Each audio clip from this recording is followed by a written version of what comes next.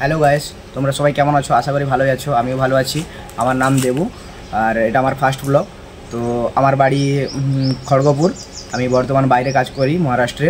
তো আমি যা যা কাজ করি তোমাদেরকে শেয়ার করতে চাই। তো আশা করি যদি ভালো লাগে তো কমেন্ট করে জানিও, আর লাইক করো, সাবস্ক্রাইব করো আমার চ্যানেলকে, ঠিক আছে? তো দেখাচ্ছি আপনাদের কী কী আমি কাজ করি, ঠিক আছে? আসো।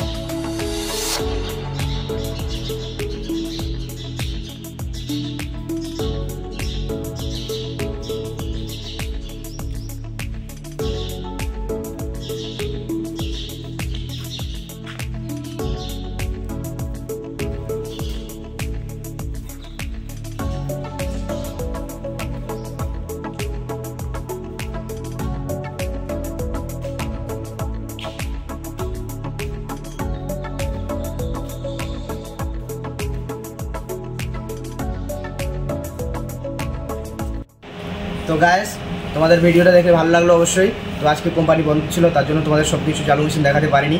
তো নেক্সট ভিডিওতে আবার দেখা হবে। তো সব কিছু দেখাবো, কীভাবে কী কাজ হয় কি না হয়, আর কি কি হচ্ছে কি না হচ্ছে, সব কিছু রেডি করে দেখাবো। তো এখনকার মতো সবাই ভালো থেকো। এখন টাটা, বাই বাই।